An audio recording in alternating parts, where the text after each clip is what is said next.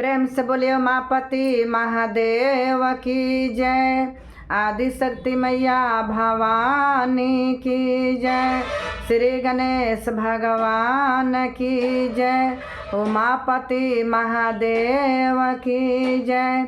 एक बार प्रेमवा से बोल दी गुरु बहना साचे दरबार की जय।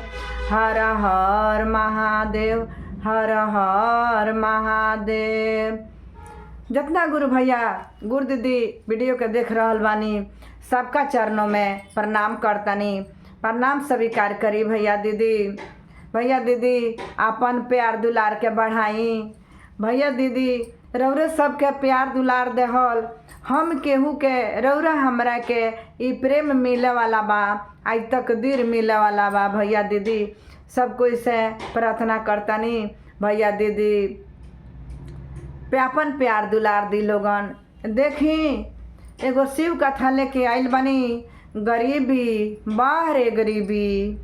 भैया दीदी इतना गरीब रहलन कि आपन गोद के बच्चा अपना बेटा के यह कुंभ के नहान लागो रहे आ गरीबी के कारण अपना बेटा के गंगा जी में दहवा दहलन। हर हर महादेव। देखी भैया दीदी कथा बहुत सुंदर लेके आइल बानी।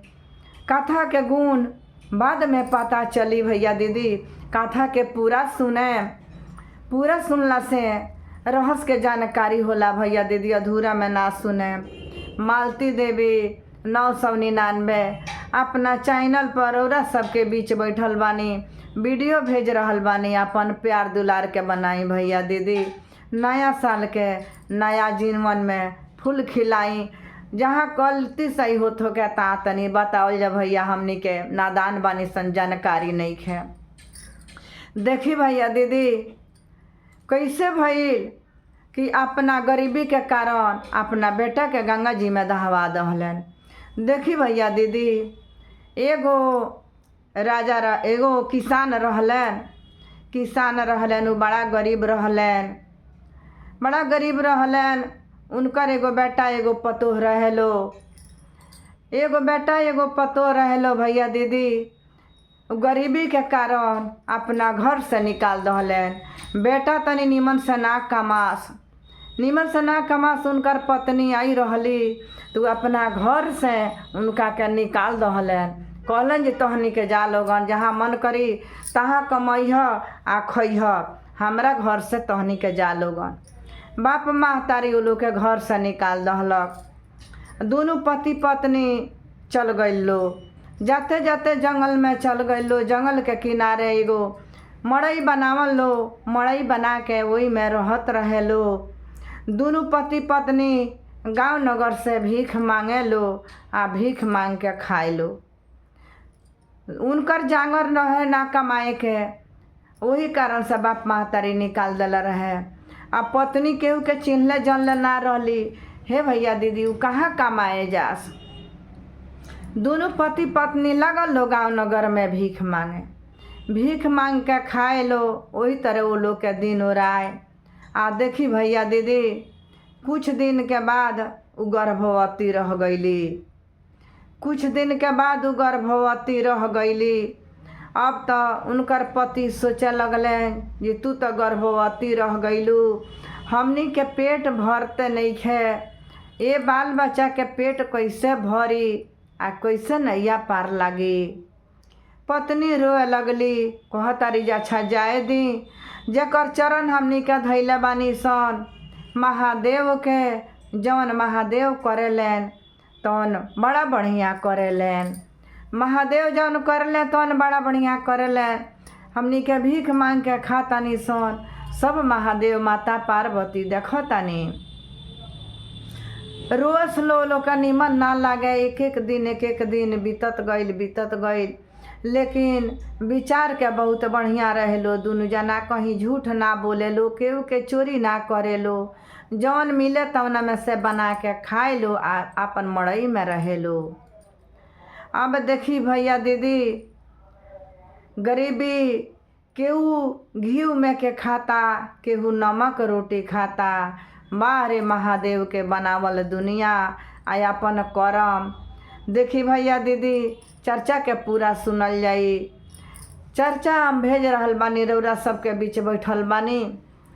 चर्चा सुनला से भी अपन दुख दूर होला, ई सुनही खातिर भेजल जाता भैया दीदी।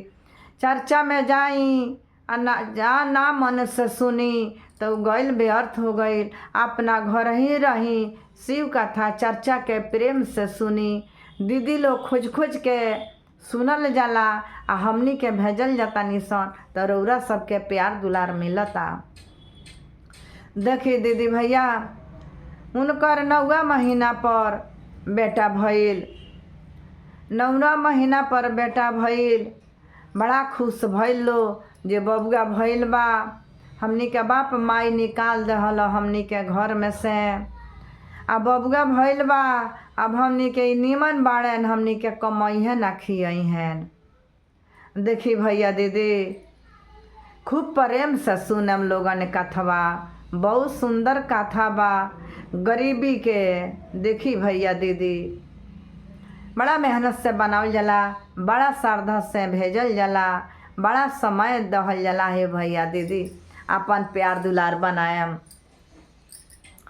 देखी भैया दीदी बड़ा सुंदर बेटा जन्मलन। बड़ा खुश भइल लो, लेके मार खिलावे लो पोसे लो।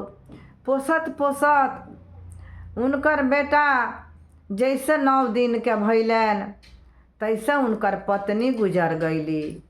बारे महादेव के महिमा, हर हर महादेव।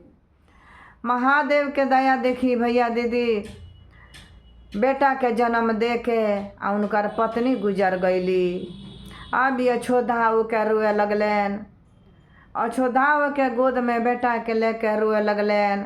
कहतरन कि हे महादेव, है लाल के हम कैसे पाले? हमार जांगर चलता ही नहीं खे, हमार पेट पोसाते नहीं खे, तो हे बच्चा के हम कहाँ से पोसें? पत्नी गुजर गईली। अब हम कौना घाट के बानी? हे महादेव हम कहाँ जाई आ हम कौना घाट के बानी? देखी भैया दीदी कहतरन कि अच्छा हम ना पोसेम, हमरा से ना पोसैहन, हमरा से ना पोसैहन, हम ना पोसेम। का कैलन जे गांव के डोमिन से एगो डाला बनवा लहलन। आ डाला बनवा के आ वही में उनका के फटही एगो अंगौछी बिछा के सुता दहलन वही में। आ हाथ में ले लहलन, हाथ में ले इहे कुंभ के नहान लग रहे भैया दीदी। जैसे कि प्रयागराज में, त्रिवेणी में, बनारस में, गंगा सागर में सब लागल बा नहान। यही नहान के बात है भैया दीदी, इहे नहान लाग रहे। सारा लोग मर जाए गंगा जी में नहाए आ नहा के अपना घरे आवे आ पूजा पाठ मंदिर में करे आ जल गिरावे। बड़ा सुंदर ई मौसम बा भैया दीदी, जे मौनी अमावस्या लागल बा। देखी भैया दीदी मौनी अमावस्या लागल बा आ इहे नहान के बात ह। यही नहान में लोग जात रहे, यही नहान में लोग जात रहे आ गईलन ले 9 दिन के अपन बच्चा के आ ले जाके गंगा जी में दहवा दहलन। गंगा जी के किनार पर जब जाता रहन तमारे गंगा जी लहर मारत रहली आ सारा लोग जगह जगह के नहात रहे। हाथ में ले बड़े ना गंगा जी से कहता रहन कि हे गंगा जी हमारा से है, हम अपना लाल के रौरा के सौंपतानी। सारा जगत के रौरा माई बानी, सबकर पाप के रौरा हरतानी, लेकिन हमरा के एगो सहयोग दी हे गंगा मैया। हे गंगा मैया रौरा धन बानी, हेतना लोग आके अपन जीवन तरण करता, एगो हमारा लाल के रौरा पोसली। हमरा से ना पोसैहन, हमार पत्नी संगत छोड़ दहली। हम अपना छाती पर पत्थर रख के आ तब रउआ के सौंपतानी। हमारा लाल के रौरा अब पोसे में हे माता। उनका के दे दहलन। गंगा मैया के सौंप दहलन अपना गोद के बेटा के 9 दिन के सौंप दहलन आ वहाँ से रोत चलैलन। ओई में उ लइका कहाँ करत आ रोत उ दहत चल जात रहलन। देखी महादेव के महिमा, गंगा महारानी के दया। दहत कुछ दूर चल गईलन, तले नहाए आई रहेलो। ओई में कुंभ नहाए आई रहेलो।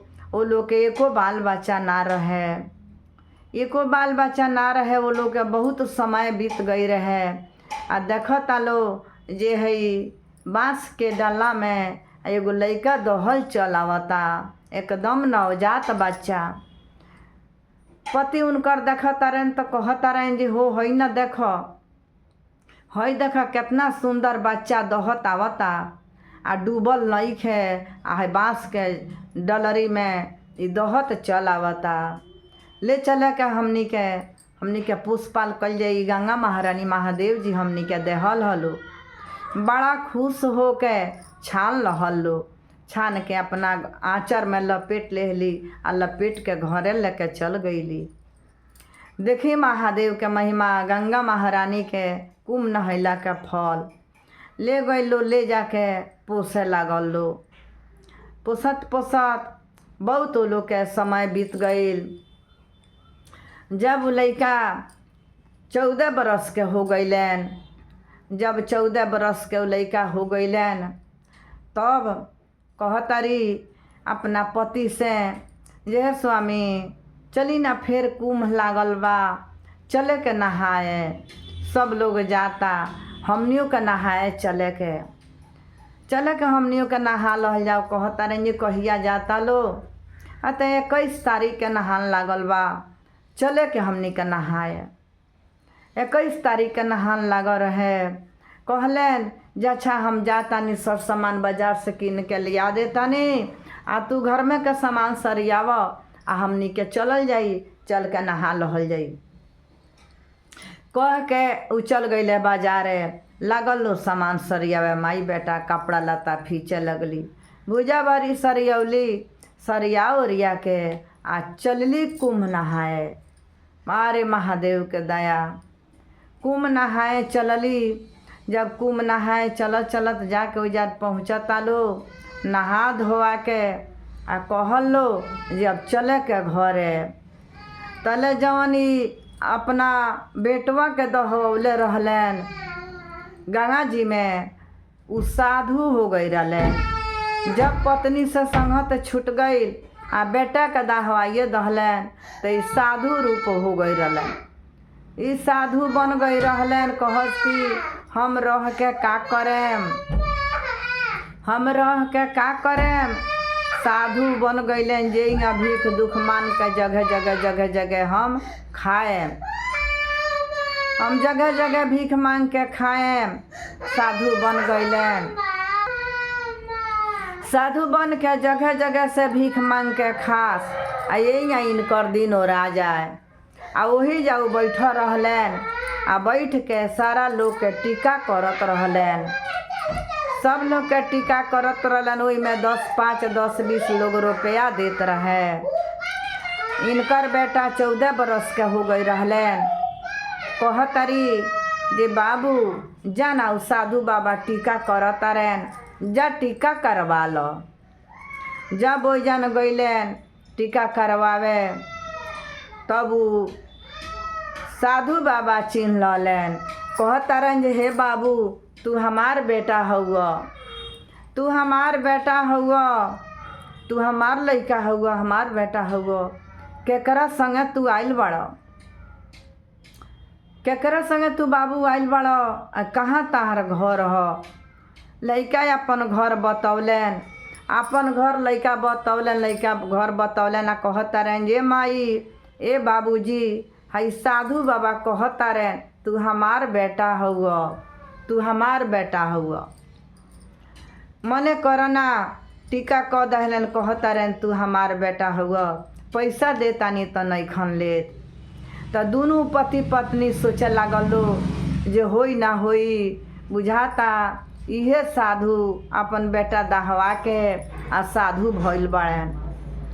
तब पूछा तारन लड़का के माई बाबू जे पूछले रहे, वो पूछता जे ई बताई रौरा कौना कारण से रौरा दहवा दहनी अपना बेटा के, आ कहतानी जे तू हमार बेटा हउआ, कौन सबूत बा। तो कहतारन देखी लोगन हम बहुत गरीब बानी, बहुत गरीब बानी, हमरा से चलल ना जाइल जाला, काम ना होला।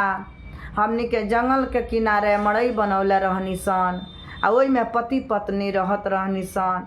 जब इनकर जन्म भइल तो 9 दिन के रहलन तो हमारे पत्नी गुजर गईली, संगत हमारा पत्नी के छूट गईल। पत्नी जब हमरा से संगत छोड़ देहली तब हमें बाबू के लेकर रोए लगनी। हमरा कहीं केहू ना लौके जे हम केकरा के सौंपी आ हम केकरा के दी। अब ई बात कहे लगलन साधु बाबा।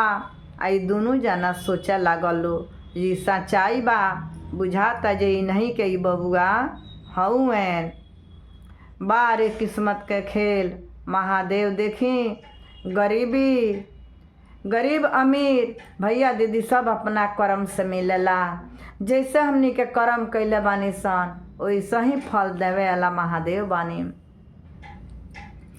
तो देखी भैया दीदी, जब ये कहता रहे जे 9 दिन के बाबू के अपना हम ले आके दहवा देहनी, गंगा माई के सौंप देहनी।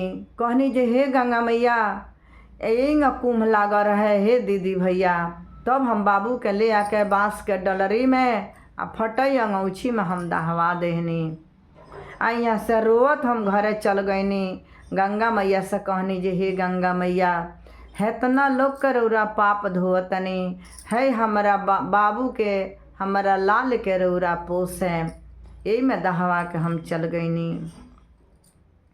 कहतले जे ई बताई राउर बाबू कहतनी हम दहवा देनी तो कैसे रौरा चिन्हतनी, कौन सबूत बा। कहतरन जे एकदम सबूत बा हमरा बाबू के। दहिना हाथ में इनका तिल बा, दहिना हाथ में इनका तिल बा। यही तिलवा से हम चिन्हनी है भैया, ना तो हमार बाबू ना चिन्हते, यही तिलवा से हम चिन्हनी हाँ। तो लेके कहता हम ना माने जे साधु बाबा हम तहार बेटा हई, हम ना माने। कहता रन जे बाबू रोवावा मत हमरा के, हम बड़ा रोल बानी। आ तो काहे हमरा के दहवा दिलो, काहे रौरा दहवा देनी। आ तो सुना बताओ तनी। चली भैया दीदी ए पे एगो छोटा सा भजन के भाव से साधु बाबा कहता रन। 9 दिन के रहल बबुआ तोहरो जाना मामा हो। 9 दिन के रहले बबुआ तोहरो जाना मामा हो। बाँस के डलरिया में सुताई जी, बाँस के डलरिया में सुताई जी। माई तोहरो छोड़लिए बबुआ हमारा ही संगवा हो। अपने जे गईले सुर धाम जी। बड़ा हो कठिन से बबुआ तोहरा के थमनी हो। कोई नहीं रहले देखो वाई जी। गंगा के लहरिया ए बबुआ झहर झहर बोहेला। सब लोग करेला आशा नान जी। गंगा के लहरिया बबुआ झहर झहर बोहेला सब लोग करेला आशा नान जी। गंगा के लहरिया में बबुआ बांस के डलिया हो ओही में दिहनी दहाई जी। गंगा मैया के पौआ परी करी सुमीरा नावा हो बबुआ पर रही सहाई जी। बाबू देखो भीख दुख मांगिए बबुआ अपन पेट पोसीने कैसे पालन तोहरो करब जी। ओही हो कठिन से बबुआ कैने करामावा हो गंगा जी के दिहनी सजी। हे हमर लाल एगो बेरा हम भीख मांग के अपन पेट पोसत रहनी ताहर माई छोड़ के सुरधाम चल गईली हमनी के छोड़ के ताहरा के पोसित हमरा सकेले पालन पोषण ना हुई। ओई हम बांस के डलरी लिया के 9 दिन के तू रहल आ गंगा जी के लहर में हम दहवा देहनी। तब उनकर माँ या बाबूजी कहता लो जे हाँ बाबू बात सही है, हम बांस के डलरी में छनले बानी यही कुम नहान में से सतबा जे तू वहाँ के बबुआ हउआ वहाँ के तू लइका हउआ उहे तहार पापा जी हैं। अब लइका कहता रहे जे हे माई हे बाबूजी अब बताओ लोगन हम अब बीच धार में खड़ा बानी, हम केकरा लगे जाई आ केकरा के हम देखी आ केकरा लगे हम रही।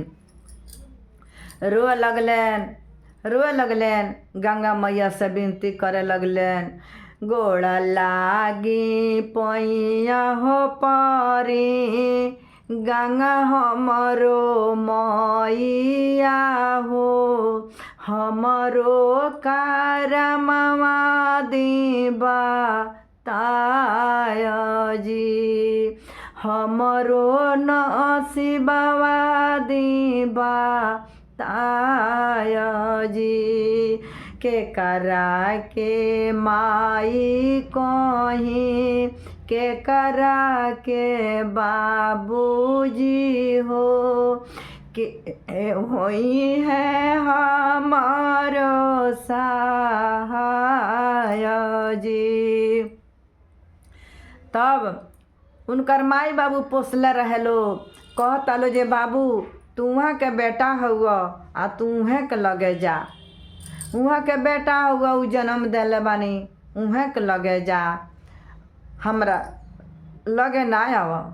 तब साधु बाबा कहता रहे जे देखी जन्म देवे के संघाती हम बानी आ कर्म के संघाती रौरा बानी। जैसे कृष्ण जी देवकी माता के कोख से जन्मनी आ जसोदा मैया पोसनी वैसे रौरा पोसले बानी। बाबू हमरा लगे ना रहियन रौरा लगे रहियन रौरा ले जाई बाबू तू जा वहाँ सब तहार पालन पोषण कैले बानी तू जा। तब लइका कर जोड़ल आ तनी हमरो के देखत रहिया हमार हे जा कुटी बा थोड़ा तनी हमरो पर नजर माया कैले रहिया आवत जात रहिया। तब गोड़ लागल हलन कहलन जे हे महादेव जी हे गंगा महारानी एगो माई आ दूगो हमार बाबूजी बालो आ हम दोनों जना के पालन पोषण हम करें आ देख रेख करें।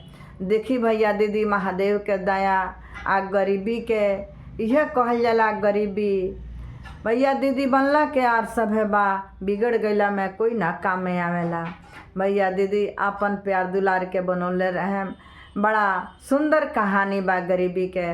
प्रेम से बोले उमापति महादेव की जय, आदि शक्ति मैया भवानी की जय, उमापति महादेव की जय, हर हर महादेव।